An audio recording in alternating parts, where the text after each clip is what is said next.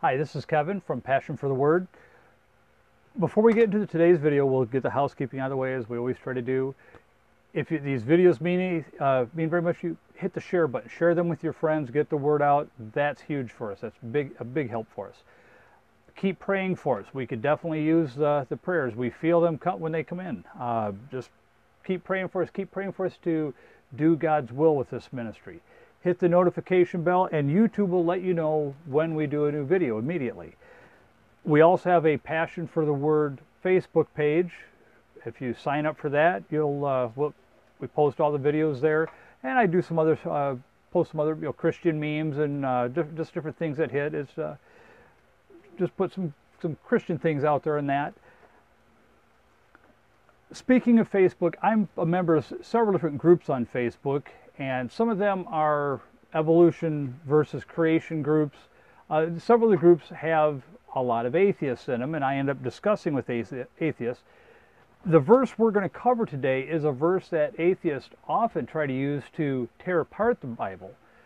The problem is they take it out of context. Like I always say, context is everything. They pick out two verses and just read those and try to make them make the entire statement. So we'll get started. The verses are in Deuteronomy chapter 22, verses 28 and 29. And they try to make these verses out as if it's saying that rape is okay according to the Bible, that it's an okay way to get a bride. And if you take these two verses by themselves, the case would be so. We'll dig in deeper. So verse 28, if a man find a damsel that is a virgin, which is not betrothed, or betrothed would mean she's not married yet, but she's been promised to be married. And in that time, that was almost as important as being married. If you were betrothed, you were committed. So which is not betrothed, and lay hold on her, and lie with her, and they be found. Then the man that lie with her shall give unto the damsel's father 50 shekels of silver, and she shall be his wife, because he hath humbled her, and he may not put her away all his days. And they'll say, look, here's God saying, if a man rapes a woman, she has to marry her rapist. But is that really what the Bible says? Now let's go back and take this whole thing in context. I've seen this used many times by atheists. If you have very many discussions with atheists, you may have had this thrown in your face and not known what to say. So we got to back up to verse 23. If a damsel that is a virgin be betrothed unto an husband, and a man find her in the city and lie with her,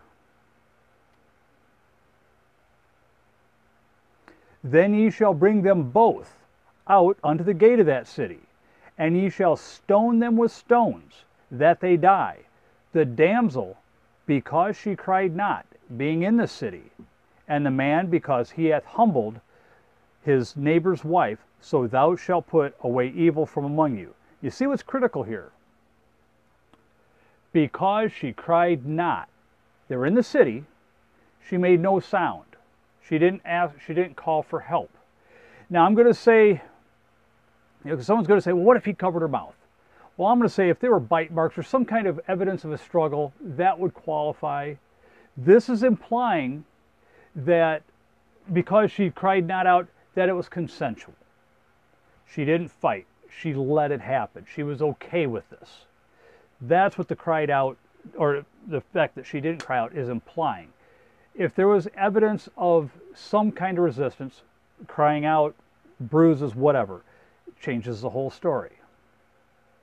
Verse 25.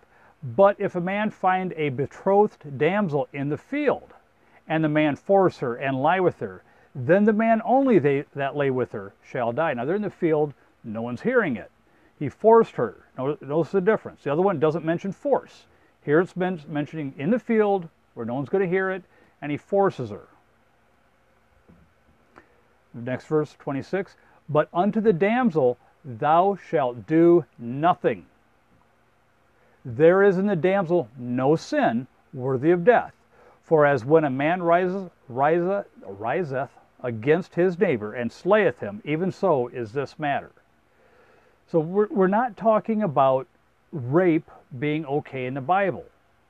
whenever it's forced, whenever it's against her will, whenever she's resisted it, she gets the free pass, he gets death.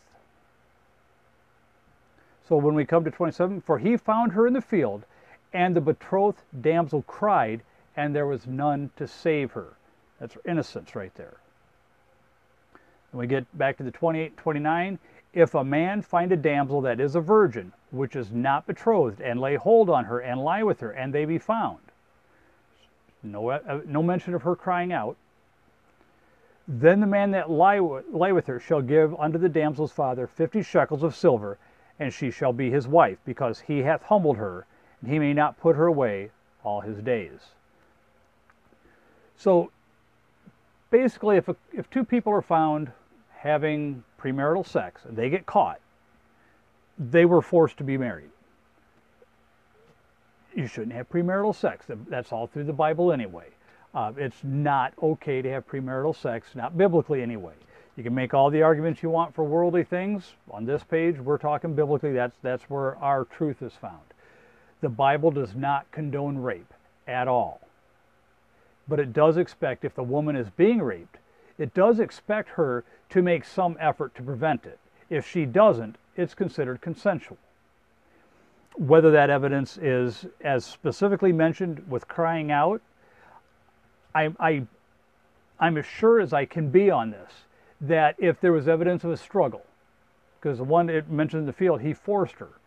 If there's evidence of a struggle, because a man could overpower a woman and silence her by covering her mouth so that she couldn't cry out, there's going to be a bite mark, there's going to be some evidence of a struggle, or he knocks her out. Well, there's going to be evidence of that. The Bible does not condone rape. Read the rest of the passage around there, and I think it just makes it clear.